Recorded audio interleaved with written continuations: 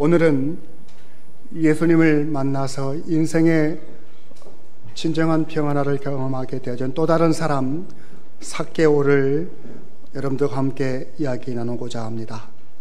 예수님께서는 예루살렘으로 향하여 가시던 중에 여리고성 그 성 앞에 이르게 되었을 때 지난 주간 두 주간에 걸쳐서 거지 맹인이었던 바디메오를 거쳐주신 이야기를 함께 나누었습니다. 바디메오는 예수님을 만나서 눈이 밝아졌습니다. 그리고 예수님께서 내 믿음이 너를 구원하였도다. 믿음으로 영의 눈도 밝아짐으로써 그동안 구걸하면서 살았던 비참한 인생이 변하여 예수님을 따르는 예수 제자의 삶을 살게 되었음을 함께 말씀을 나누었죠. 예수님을 만나면 그렇게 인생이 진정으로 변하게 되는 것입니다. 여러분들도 그러한 은혜가 있게 되기를 축원합니다. 오늘은 이제 여리고성 밖에서 예수님께서 안으로 들어가셨습니다. 그 성 안에서 삭개오를 만나신 것입니다. 바디메오는 마태복음, 마가복음, 누가복음 이 공간복음에 다 소개되어지고 있는 사람인데 반면 바디메오만큼이나 우리에게 친숙한 삭개오는 의외로 오늘 본문인 누가복음 외에서는 찾아볼 수 없는 사람입니다. 그래서 제가 좀 고민을 하게 되었죠. 마가복음 강의를 시리즈로 하고 있는데 삭개오 이야기를 그냥 넘어가야 되는가. 그런데 제가 아무리 성경을 보고 보아도 예수님께서 예루살렘으로 바로 가시지 아니하시고 여리고성에 가신 목적은 사실은 바디메오 때문은 아니었어요. 삭개오를 만나기 위해서 가신 거였습니다. 그래서 삭개오 얘기를 안 할 수가 없게 되고, 또한 바디메오라고 하는 사람을 통해서도 우리가 받은 은혜가 큰데 삭개오의 변화된 모습을 보면 우리는 더 큰 감동과 도전과 그리고 우리의 삶에 분명한 좌표가 열리게 되거든요. 그래서 그 은혜를 여러분들과 나누고 싶었어요. 그래서 특별히 오늘 또 맥주 감사 주일이고 해서 마가복음이 아닌 누가복음 9장의 내용을 가지고 함께 나누려고 하는데요. 바디메오, 삭개오 둘 다 여리고 성에서 만난 사람인데 이 두 사람은 닮은 점도 있고 다른 점도 있는 사람입니다. 무엇이 닮았느냐? 저들은 신체적인 컴플렉스가 있는 면에 있어서는 닮은 사람들입니다. 바디메오는 앞을 보지 못하는 맹인이라는 핸디캡이 있었고, 또 삭개오는 키가 아주 작다는 그런 신체적인 약점이 있는 사람. 그래서 그런 점에 있어서는 닮은 점이 있는 거예요. 그러나 전혀 다른 점도 있는데 사회적 신분이 바디메오는 구걸하는 거지였습니다. 근데 삭개오는 직업이 세리장으로서 돈을 아주 많이 번 부자라고 소개되고 있어요. 그런 점에 있어서 다른 점이죠. 닮은 점도 있고 다른 점도 있는 사람이 예수님을 만났을 때 예수님을 만나기까지의 과정은 또 닮아 있습니다. 그들이 가지고 있는 단점을 극복하고 장애물을 극복하고 주님을 만나야 한다는 과정은 닮아 있습니다. 그런데 주님을 만난 후에 삶의 내용은 또 전혀 다른 모습으로 전개되고 있는 것을 보게 됩니다. 그래서 저는 오늘 본문 말씀을 중심으로 닮은 듯 다르게 예수님을 따르다 라는 제목으로 삭개오가 예수님을 어떻게 만나게 되어 변화되었는지, 그리고 그 삶의 궤적은 어떠한 방향으로 흘러가게 되었는지 오늘 우리에게 주시는 성령 하나님의 깨달음과 지혜와 은혜가 있게 되기를 주의 이름으로 축원을 드립니다. 우리 먼저 본문 말씀 1절과 2절 말씀 크게 한번 읽겠습니다. 시작. 예수께서 여리고로 들어가 가시더라. 삭개오라 이름하는 자가 있으니 세리장이요 또한 부자라. 아멘. 예수님께서 여리고성 밖에서 여리고성 안으로 쑥 들어가셨습니다. 여리고성이라 함은 그 이름 그대로 향기로운 동네라는 뜻을 가지고 있습니다마는 또 다른 별명이 있는데 City of Palm, 그러니까 종려나무의 도시라고 하는 별명을 가지고 있습니다. 사진에 보시는 바와 같이 여리고성에 가면 많은 종려나무들이 있습니다. 여러분, 이 구약 성경에 보면 가나안 땅을 일컬어 젖과 꿀이 흐르는 땅이다, 그런 표현을 들어보신 바가 있으시죠? 정말로 염소젖, 서젖이 흐르고 있어서 젖이라고 했겠습니까? 비유적인 표현이겠죠.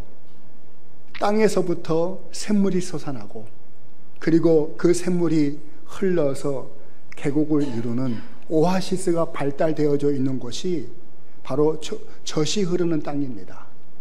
여리고가 그러한 땅인 곳입니다. 꿀이 넘치는 땅이라고 했으니 꿀이야 벌들이 꽃에서 채집해가지고 모아놓은 것을 꿀이라고 하지만은 이 꿀은 그런 꿀이기도 하겠습니다만은 실제로는 저 종려나무의 열매인 야자수 그리고 대추 야자를 가리키는 말이기도 한 것입니다. 사진에 보시는 바와 같이 종려나무는 키가 높고 크기 때문에 저 대추 야자 열매를 수확하기 위해서 자주 오르락내리락 할 수가 없습니다. 잘 익을 때까지 기다렸다가 한 번에 올라가서 채취해서 수확하게 되어지는데 똑같이 익지는 않지 않겠습니까? 그래서 일부는 수확을 하고 일부는 남겨두게 되어지는데, 남겨두는 이유는 다 문화적이고 역사적이고 성경적인 배경이 있는 겁니다.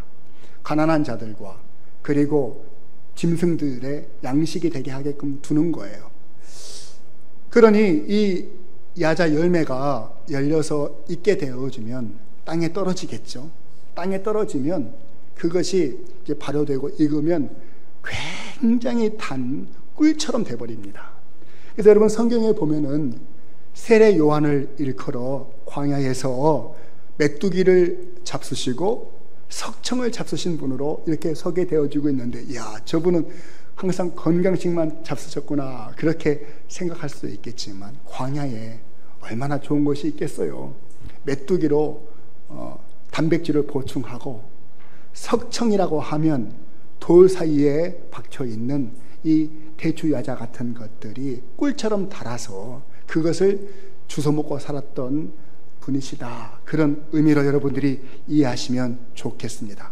자, 여리고라고 하는 이 도시는 그야말로 젖과 꿀이 흐르는 대표적인, 사람이 살기 너무 좋고 풍요로운 도시임을 단번에 알려주고 있는 내용이죠. 여러분, 살기 좋으면 사람들이 모여들고 사람들이 모여들면 돈이 모여들게 되어지니 로마라고 하는 나라가 가만히 뒀겠습니까? 거기에 세금을 걷어들이는 세관을 만들어서 주민세, 소득세, 심지어는 통행료까지 받았습니다. 왜냐하면 사방에서 예루살렘으로 올라가기 위해서는 여리고성을 거쳐가야 했기 때문에 통행료만 받아도 만만치 않은 거예요. 이 세관에는 로마 이 정부에서 할당제로 세금을 걷게 하는데, 특별히 그 지역 사람들 가운데 로마에 충성하는 열정이 있는 사람, 열심히 있는 사람, 아주 지독한 사람들을 골라서 세리를 세웁니다. 그 세리 중에 가장 높은 사람을 세리장이라고 하는데, 여리고성의 세리장이 바로 오늘 본문의 삭개오가 세리장이었던 것입니다. 세리들이 그저 좋은 말로 세금을 거두었겠습니까?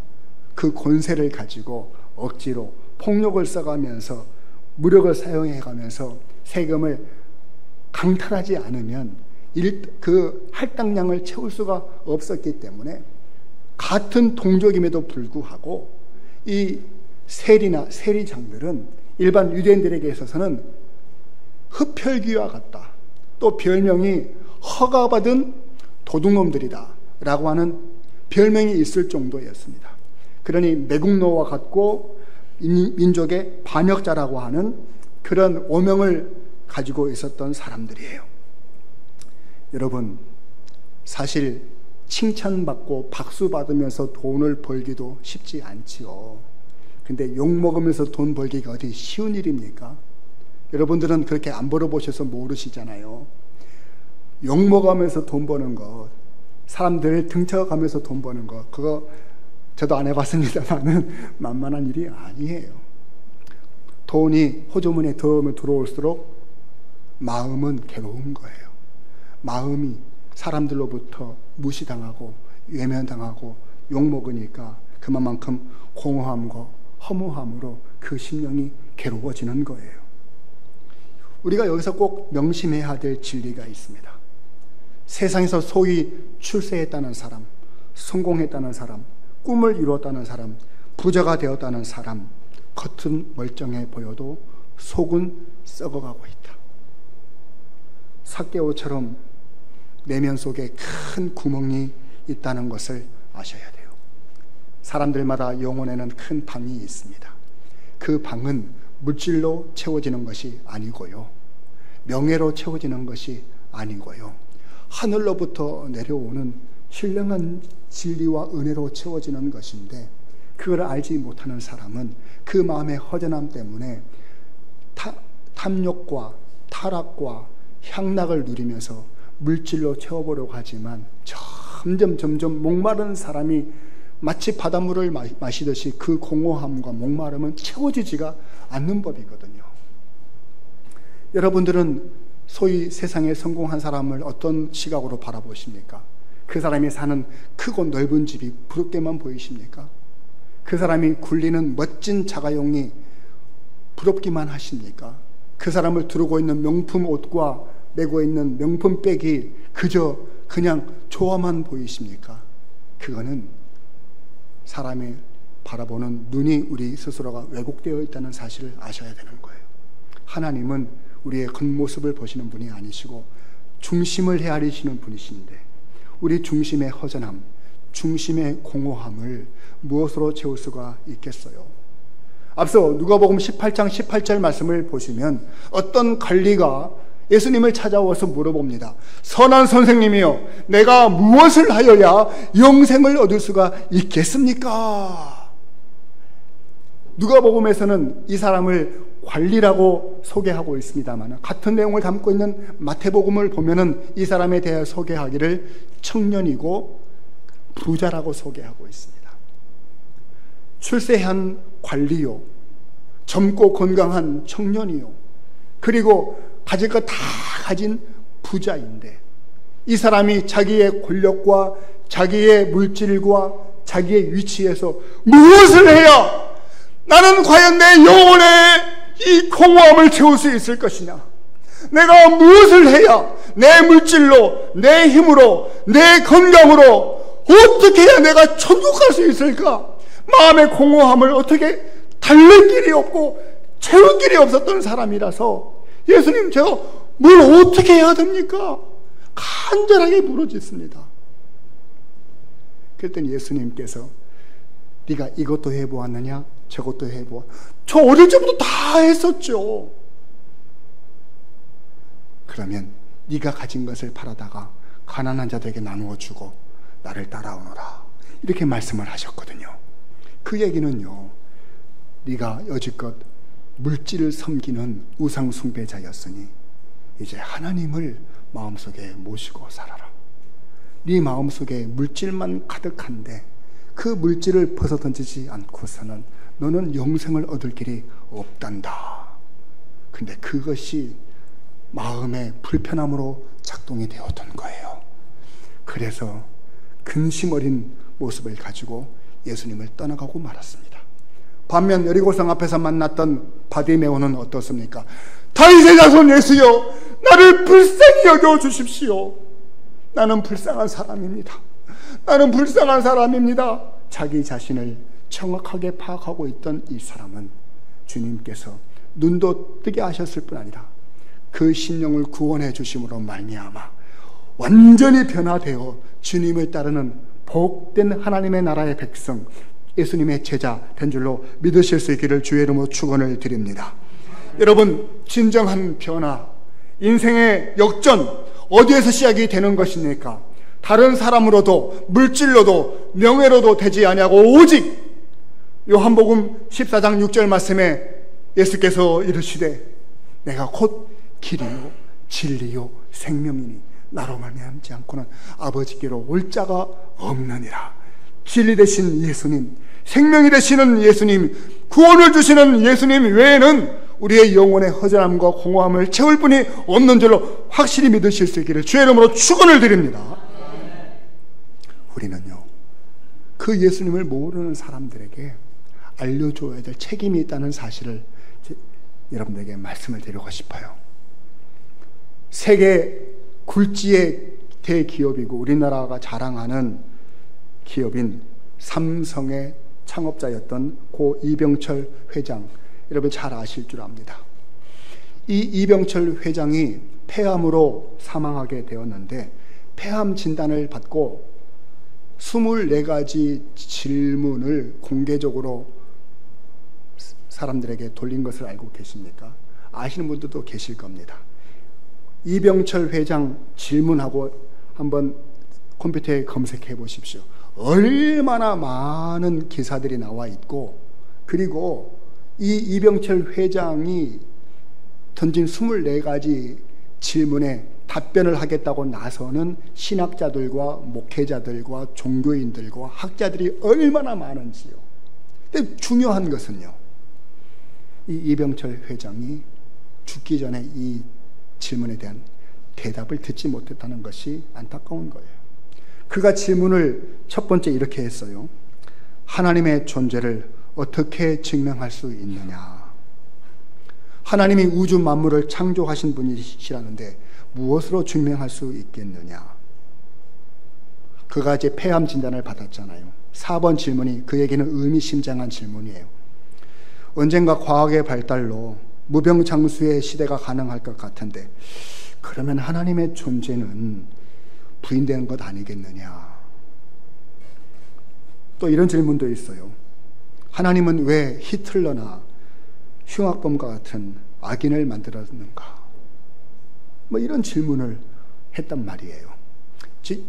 여러분 화면에 나와 있지 않지만은 24번 중에 16번째가 저한테 눈에 확 들어왔어요. 한번 읽어볼게요.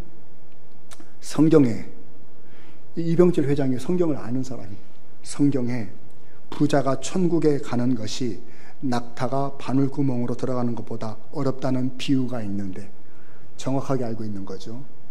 나 같은 부자는 악한 존재라는 뜻인가? 나는 지옥에 가는 사람인가? 이렇게 묻고 있어요. 조선 제에 가는 부자이고요. 사람들이 다 부러워하는 이병철 회장인데요. 그는 영적인 가난뱅이였습니다. 안타까운 것은 그 주변에서 그가 질문을 던진 질문에 어느 누구도 답을 주지 못했다는 것이 더 안타까운 것입니다. 여러분, 그래서 성경은 로마서 10장 13절로 14절 말씀에 누구든지 주의 이름을 부르는 자들은 구원을 받으리라. 할렐루야. 그런즉 그들이 믿지 아니하는 자를 어찌 부르리요? 듣지 못하는 이를 어찌 믿으리요? 전하는 자가 없는데 어찌 들으리요? 라고 말씀하시지 않습니까? 주 예수의 이름을 증거하고 전하고 가르치고 알려주고 질문에 대답해서 영혼의 목마름과 굶주림에 빠져있는 우리 주변의 식구들이 있다면 지금 살려내는 것이 오늘 맥주 감사주의를 맞이해서 주시는 하나님의 음성이 되는 줄로 믿으실 수 있기를 주의 이름으로 축원을 드립니다. 우리 계속해서 본문 3절과 4절 말씀 같이 읽겠습니다. 시작. 그가 예수께서 어떠한 사람인가 하여 보고자 하되 키가 작고 사람이 많아 할 수 없어 앞으로 달려가서 보기 위하여 돌 무화과 나무에 올라가니 이는 예수께서 그리로 지나가시게 되밀어라. 아멘. 여러분, 6월절 명절이 다가오자 사방에서 모여든 순례객들로 여리고성은 북적이고 있었는데 이때 예수님께서 바디메오를 고쳐주시는 사건으로 예수님 주변에는 인산인해를 이루게 됩니다. 예수님께서 그 사람들을 다 데리고 여리고성 안으로 들어왔을 때 이 성 자체가 막 북적북적거리면서 막 시끌벅적했겠죠. 이때 많은 사람들이 예수가 누구인가 하면서 막 모여들었는데, 그런 궁금한 점은 이 삭개오도 마찬가지였어요. 저는 여기서 한 가지를 깨닫게 됩니다. 바디메오는 이미 들음으로 예수님께서 다윗의 자손이신 것을 믿고 있었지만, 그러나 돈 모으는데 급급했던 이 삭개오는 예수가 누구인지를 알지 못해서 사람들이 막 모여드는 곳, 사람들이 모여드는 곳이면 돈이 있어야 되는데 사람들이 모여드는 곳에 돈이 아닌 예수가 모여 계시네, 대체 예수가 누구인가 하고 궁금해했다는 사실 때문에 저는 이 삭개오가 예수를 알지 못했던 사람으로 생각이 들어져요. 근데 문제는요, 삭개오는 자기의 실력과 자기의 권세와 자기의 물질로 예수님 앞에 나아갈 수가 없었습니다. 그리고 키가 작다라고 하는 신체적인 약점 때문에 사람들 틈바구니 속에서 예수님을 볼 수가 없었던 거예요. 그래서 그가 사방을 둘러보고 방법을 찾는데, 돌 무화과 나무가 큰 것이 있어서 그 위로 올라가면 예수를 만날 수가 있겠구나, 볼 수가 있겠구나, 예수가 어떻게 생겼는지, 그분이 뭐라고 말씀하시는지, 그분이 누구인지를 알 수 있겠구나 하고 그 애타는 마음으로, 사모하는 마음으로 돌무화과 나무 위로 오르게 되었습니다. 예수님은 그 삭개오를 바라보시며 아이 컨택을 하시게 되는 거죠. 삭개오의 눈과 예수님의 눈이 마주치게 된 것입니다. 여러분, 예수님은 그러신 분이십니다. 찾는 자에게, 애타게 구하는 자에게, 만나고 싶어하는 자에게 거절하지 아니하시고 당신을 드러내주시는 하나님이심을 믿으실 수 있기를 바랍니다. 거절하지 아니하시고 우리를 따뜻한 시선으로 바라보시는 예수님이심을 믿으실 수 있기를 바랍니다. 사람마다 예수님을 향하여 나아가고 싶지만 방해가 얼마나 많은지요. 물질 때문에 방해되고, 주변 사람 때문에 방해되고, 자기의 신체적인 약점 때문에 방해되고, 자기의 치졸한 자존심 때문에 방해가 받아서 예수님께 나아갈 수 없지만, 그러나 체면 불구하고 그저 예수님을 만나고자 어디든지 내가 예수님을 만나리라 마음먹고 삭개오가 돌무화과 나무 위에 올라갔을 때 주님은 그 영혼을 만나주십니다. 오늘도요, 이 시간에 나올 수 없는 상황, 주변에서 가족들이 교회 못 가게 뜯어 말리고요, 차편이 제대로 작동되지 않고요, 교통편이 어렵고요, 건강이 허락하지 않고요, 마음이 허락하지 않았지만 그래도 내 살 길은 예수님이지, 그래도 내가 예배 드려야지 사모하는 마음으로 주님 앞에 나온 심령들마다 우리 주님은 외면치 아니하시고 우리에게 눈을 마주치시고 그 능력과 그 은혜와 그 사랑을 베풀어 주시는 분이신 줄로 믿으실 수 있기를 주의 이름으로 축원을 드립니다. 그래서 잠언 8장 17절 말씀에 나를 사랑하는 자들이 나의 사랑을 입으며 나를 간절히 찾는 자가 나를 만날 것이라. 할렐루야. 주님을 만나는 역사가 있게 되기를 주의 이름으로 축원을 드립니다. 여러분들의 이 자리가 여러분을 주님을 만나는 자리가 되어질 수 있기를 주의 이름으로 축원을 드립니다. 제가 이제 혀가 꼬이기 시작했으니 빨리 설교를 마치라는 주의 뜻인 줄로 믿습니다. 우리 교회에 가장 연로하신 우리 이영상 집사님이 계시는데 올해 연세가 97세, 가서 연약하신 우리 집사님이 그래도 예배 생활에 아주 충성하셨던 분이신데 올해 들어서 좀 꺾이셔서 한 번, 두 번 빠지시더니 지난 5월 달부터는 교회를 나오지를 못하고 계셨어요. 그래서 늘 주목하고 집중하면서 우리 집사님의 건강을 체크하고 있던 중에 지난 6월 첫째 주일, 딱 한 달 전이네요. 그때 예배를 마치고 한 2시가 넘었을까요? 저에게 우리 조우성 장로님께서 전화를 주셨어요. 목사님, 장로님 어쩐 일이세요? 빨리 이영상 집사님한테 빨리 와보세요. 왜요? 무슨 일 있으십니까? 내가 예배 마치고 궁금해서 와봤더니 이영상 집사님이 나한테 아주 심각한 얘기를 하시네요. 뭐라고 그러셨는데요? 장로님, 그동안 신세 많이 졌습니다. 고마웠어요. 그러시더라는 거예요. 그래서 목사님 빨리 와서 임종예배 드려주세요. 이렇게 말씀하시네요. 여러분들도 웃음이 나오시죠? 임종예배는 돌아가시기 바로 직전에 드리는 것이라고 우리 보통 생각을 하는데, 그 집사님께서 장로님한테 그렇게 대화하실 정도면 아직 멀쩡하시다는 얘기 아니에요? 그런데 다른 분도 아니고 우리 장로님께서 하시는 말씀이니까 하나님께서 나를 보내시고자 하시는 뜻인가 보다 하고 제가 순종하는 마음으로 얼른 쫓아갔어요. 우리 전사님 모시고. 그랬더니요, 불과 1시간 전에 이영상 집사님이 아니신 거예요. 제가 도착해서 뵌 이영상 집사님은 의식이 없으셨어요. 제가 아무리 흔들어 깨워도 깨어나지를 않으셨어요. 저는 처음에 주무시고 계신 줄 알았거든요. 근데 입을 벌리고 혀가 뒤로 말려가지고 호흡을 제대로 하실 수가 없어서 겨우 코로 숨을 쉬시고 있는 일종의 혼수 상태에 빠지셨어요. 그래서 제가 거기 계시는 가족에게 빨리 119를 부르셔라. 여기서 돌아가시면 복잡해진다. 빨리 숨이 멎기 전에 병원에 가셔야 된다. 그리고 119를 부른 상태로 장로님 말씀대로 제가 임종 예배를 드렸습니다. 한참 드리고 끝날 좀 되니까 119 차가 와서 이제 우리 집사님을 119 차에 저렇게 태우신 장면을 제가 찍었는데, 그래서 제가 저희 부친 돌아가실 때도 울지 않던 아주 냉정한 인간인데요, 우리 교회 아버님이라고 생각하는, 실제 우리 교회 아버님 하나님이시고요, 우리들의 아버님과 같은 분이시라 그런지 제가 막 눈물이 막 펑펑 쏟아지는데요, 제가 얼마나 이 주책 없이 울었던지 119 아저씨가요, 제가 아들인 줄 알았대요.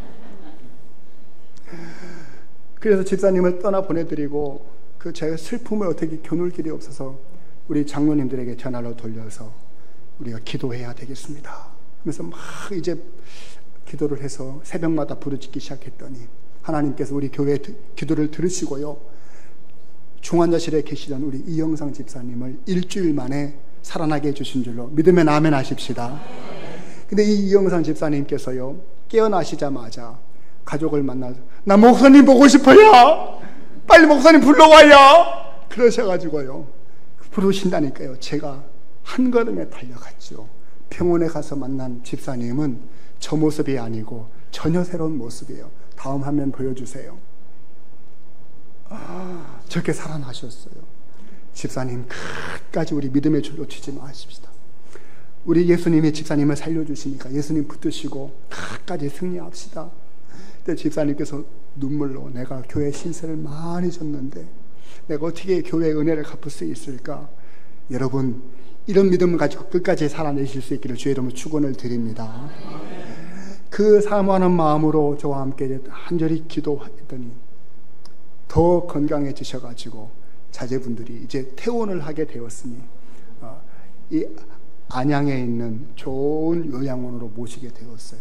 여러분, 점점 밝아지시고 점점 싱싱해지시는 청년 이영상 집사님을 보시고 계십니다. 근데요, 지난 주일에는요, 심지어 이제 더 많이 회복되셔가지고 집에까지 외박을 오시게 된 거예요. 그래서 또 집에 오셨다니까 또 제가 또 얼른 또 달려갔죠. 그래서 지난주에는 황영수 장로님 내외를 모시고 같이 가서 예배를 드리는데 이제 집에 청소도 하고 계시고 아이고야.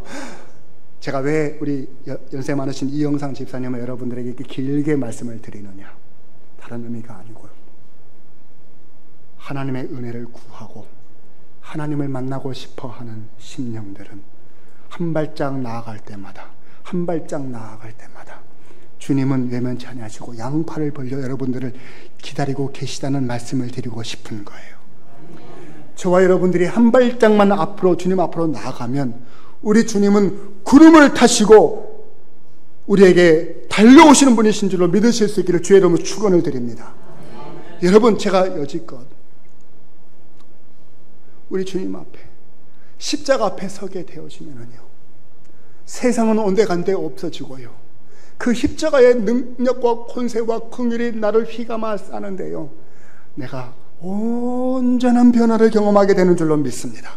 심지어 내가 주님과 한마음 되어지는 것, 내가 주님 안에 거하고 주님이 내 안에 거하게 되어진다면 내가 사는 것이 아닙니다. 주님이 내 안에서 사시는 것입니다. 천국이 나를 사로잡게 되어지는 것입니다. 내 능력으로 사는 것이 아니고 천국의 능력으로, 성령의 능력으로, 예수님의 능력으로 살게 되는 줄로 믿으실 수 있기를 바랍니다. 이것이 변화이지 무엇이 변화입니까? 여러분들에게 그런 은혜가 있게 되기를 주의 이름으로 축원을 드립니다. 우리 이제 마지막으로 본문 5절로 7절 말씀 같이 읽겠습니다. 시작. 예수께서 그곳에 이르사 쳐다보시고 이르시되 삭개오야 속히 내려오라. 내가 오늘 내 집에 유하여야겠다 하시니 급히 내려와 즐거워하며 영접하거늘 무사람이 보고 수군거려 이르되 저가 죄인의 집에 유하러 들어갔도다 하더라. 아멘.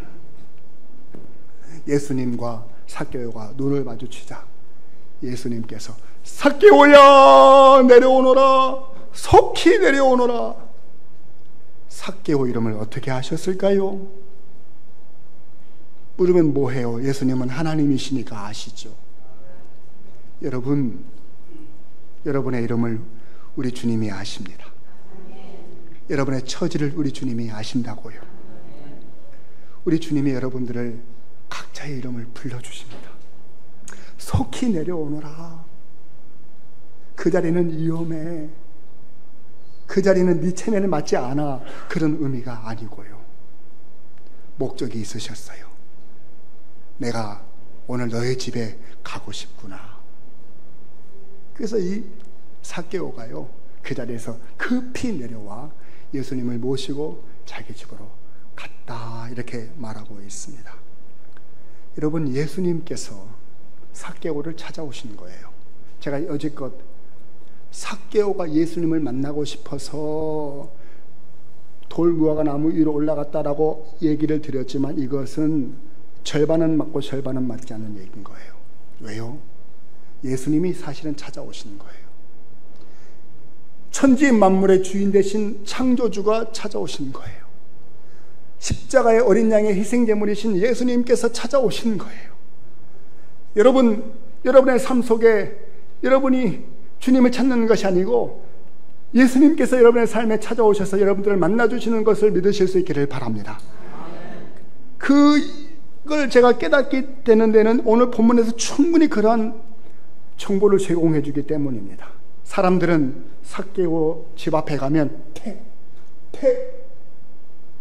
침을 뱉는 죄인의 집으로 여겼지만은요, 예수님은 사람들로부터 과시와 물시와 조롱을 당하는 삭개오를 개인적으로 만나주고 싶으셔서 1대1로 밀접한 인격적인 관계를 맺고 싶어서 사람들에게 방해를 받지 않고 그 심령을 어루만져 주고 싶으셔서 너의 집에 찾아가고 싶다, 이렇게 말씀하셨기 때문인 줄로 믿습니다. 사람들은 매국노라, 흡혈귀라, 허가받은 도둑놈이다, 그렇게 얘기했지만, 그러나 예수님은 그 삭개오를 마주 앉아 그의 허전한 마음, 목마른 심령을 채워주셨습니다. 저는 오늘 이 시간 여러분들에게 도전하고 싶습니다. 여러분들이 앉아있는 이곳이 삭개오가 주님을 만났던 이 돌무화과 나무의 위처럼 이 시간은 이 자리에서 주님을 만날 수 있기를 주의 이름으로 축원을 드립니다. 여러분의 삶의 자리를 정리하고 돌무화과 나무로 오르지 아니하면 우리는 결코 주님을 만날 수가 없어요. 우리 주님은 천지 모든 사방에 편지하신 분이시지만은, 그러나 그 자리에서 주님께 나오라, 거룩한 땅으로 나오라, 주의 성전으로 오라라고 말씀하십니다. 주님의 부르심 앞에 나와서 주님을 만나는 자리를 여러분 차지하실 수 있기를 주의 이름으로 축원을 드립니다. 주의 교회에 나와서 주님을 만나십시오. 이 자리에서 주님을 만나셔야 삶이 변화되어지고, 인생이 변화되어지고, 가족이 변화되어지는 것입니다. 그러나 또 한 가지 말씀드릴 것은, 우리의 믿음의 지경이 예배당에서 끝나는 게 아닙니다. 주님을 모시고 여러분의 집으로 가셔야 하는 것이 중요합니다. 어두운 우리 집안이 밝아지게 될 것입니다. 갈등과 문제가 가득한 우리 집안이 달라지게 될 것입니다. 나도 달라지고 가정도 달라지고 우리의 삶의 현장이 달라지게 될 것입니다. 어떻게 달라지는지 이어지는 9절로 10절 말씀 같이 읽겠습니다. 시작. 예수께서 이르시되 오늘 구원이 이 집에 이르렀으니 이 사람도 아브라함의 자손이미로다. 인자가 온 것은 잃어버린 자를 찾아 구원하려 함이니라. 아멘. 삭개오는 자기 집에서 평화를 얻지를 못했습니다. 삭개오는 자기 집에 가서 양식은 얻을지언정, 먹을 것은 얻을지언정, 잠자리는 가질지언정, 마음의 평안함도 육체의 편안함도 잠도 이룰 수 없는 불편함이 늘 있었습니다. 그 가정에는 다툼이 있었습니다. 그 가정에는 궁핍이 있었습니다. 그 가정에는 문제가 켜켜이 쌓여 있었습니다. 치워도 치워지지 않는 오물들이 가득했습니다. 근데 예수님이 오게 되어지니까요, 구원이 임하는 가정이 되어버렸습니다. 하나님의 평강이 임하는 가정이 되어버렸습니다. 할렐루야! 여러분의 가정에 예수님을 모시고 가게 되어지면 이런 변화가 찾아오게 되는 줄로 믿으실 수 있기를 주의 이름으로 축원을 드립니다. 삭개오라고 하는 이름은 유대식 이름이 아니에요. 헬라식 이름입니다. 자케이오스. 유대 사람으로 태어났는데 철저히 로마 사람들에게 충성하고 로마 사람으로 살고 싶어 했던 그 사람은 아마 이름을 개명했을지도 모릅니다. 그런데 세상으로 성공하고 싶었고 사람들에게 인정받고 싶었던 그가 삭개오라는 이름으로는 채워지지 않는 영혼의 목마름 때문에 고통스러워했던 그가 지금 예수님이 자기 집으로 오셔서 뭐라고 말씀해 주십니까? 너는 아브라함의 자손이니라. 할렐루야. 여러분들이 얻고 싶어하는 그 명예, 그 명성, 그것으로 여러분들의 이름이 천국에서 기억되는 것이 아닙니다. 사장 아무개, 총장 아무개, 학자 아무개, 목사 아무개, 그렇게 기억되는 것이 아니고 예수 그리스도의 이름으로 말미암은 하나님의 자녀, 아브라함의 자녀인지가 주님 앞에서는 중요한 거예요. 믿으실 수 있기를 주의 이름으로 축원을 드립니다. 많고 많은 사람들 중에 내가 여기 와서 내 잃어버린 자를 찾았노라. 주님이 그렇게 말씀하시잖아요. 여러분 자식들 키우면서 잃어버려 보신 적이 있으십니까? 저는 제 새끼를 한번 잃어본 적이 있습니다. 세상이 깜깜해집니다. 뛰어다니는 내 뒷모습만 봐도 내 새끼인가? 그런데요, 주님이 잃어버린 내 자식을 찾았도다. 얼마나 기뻐했을 예수님의 모습을 상상해 보십시오. 여러분들을 찾고 계시는 우리 주님 앞에 나오십시오. 주님을 여러분들의 가정으로 모시고 가십시오. 그럼 여러분의 삶이 분명해집니다. 여러분의 삶이 선명해집니다. 왜 예수님이 우리 집에 계셔야 되는지 그 이유가 확실해질 것을 여러분들에게 권면을 드립니다. 그러니까 변화가 될 수밖에요. 어떻게 변화가 되었을까요? 그는 좋아했던 것이 바뀌었습니다. 우선순위가 바뀌었습니다. 삶의 질이 바뀌었습니다.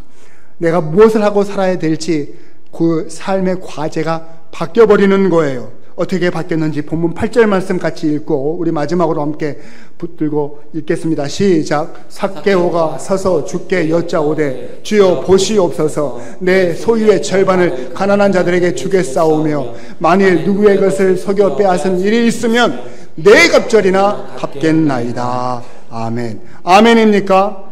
이 대목에서 여러분들이 아멘 하셔야 오늘 설교 듣는 의미가 있는 겁니다.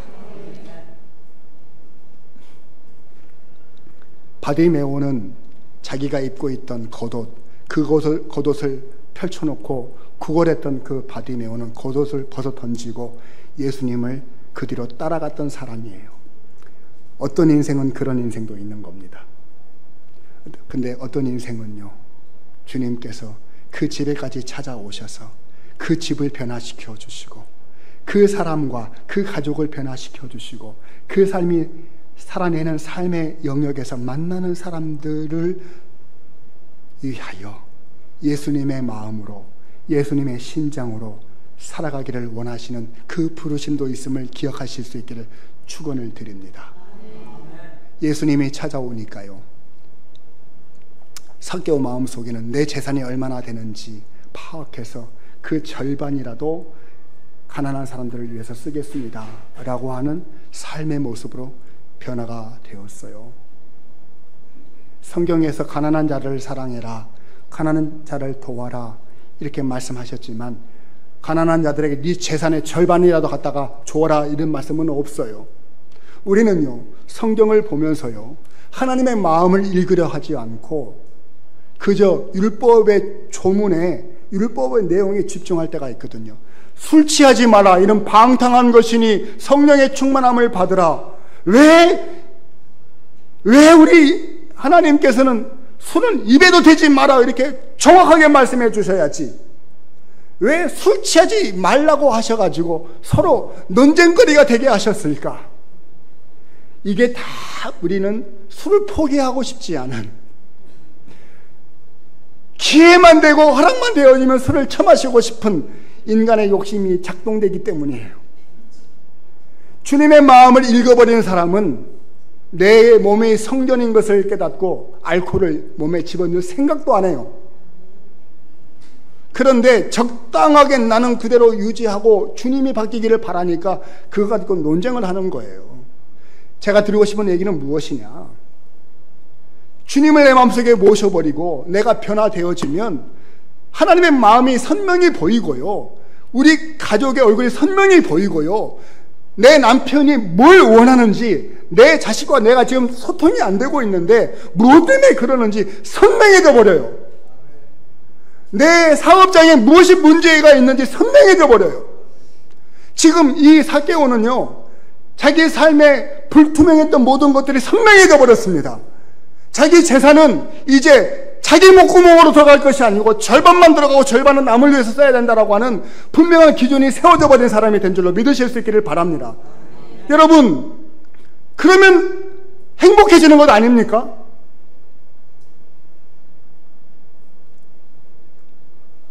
삭개오는 지금까지 모으는 것에, 채우는 것에, 얻어가는 것에 관심이 있던 사람이었는데 이제는 나누어 주고 베푸는 일에 관심을 두는 사람으로 변화된 것입니다. 내 통장에 1억이 찍히느냐, 10억이 찍히느냐, 100억이 찍히느냐, 그것에 목적을 두었던 사람이 아니고 내 통장에서 얼마만큼이 이웃에게 갔느냐, 얼마만큼이 하나님의 영광을 위해서 쓰여졌느냐, 그것으로 내 삶의 기준을 바뀌어버린 거예요. 흡혈귀가 자선사업가가 되어버린 겁니다. 저와 여러분들에게 그런 선명한 은혜가 있게 되기를 주의 이름으로 축원을 드립니다. 말씀의 결론을 맺겠습니다. 저는 누가복음 19장 11절 말씀부터가 궁금해졌습니다. 여러분들도 성경 있으시면 한번 찾아보세요. 더 이상 삭개오 얘기는 안 나옵니다. 제가 드리고 싶은 얘기는 이제 예수님은 12제자와 그리고 바디메오와 함께 예루살렘으로 떠나셨습니다. 삭개오는 자기 집에 남게 됩니다. 그때부터 그는 할 일이 생겼습니다. 내 총 재산이 얼마인가? 그리고 그 절반은 얼마쯤 되는가? 이 재산을 가지고 누구를 만나야 될까? 어디로 찾아가야 되는가? 그제서부터 자기가 아닌 다른 사람이 보이기 시작했고, 아이고 얼마나 고생이 많았습니까? 이거 얼마 안 되는데 내가 주님과 약속한 것이니까 이거 받으시고 이걸로 힘을 내십시오. 어려운 사람을 찾아다니기 시작했고, 그 한 사람 삭개오의 변화는 그 가정의 놀라운 변화로, 그 지역사회의 놀라운 변화로, 그 도시의 놀라운 변화로 이어지게 되었을 것을 기대합니다. 여러분, 내가 변하면 많은 것이 변하게 되어 있습니다. 내가 주님을 만나면 선명해지는 것들이 생기게 됩니다.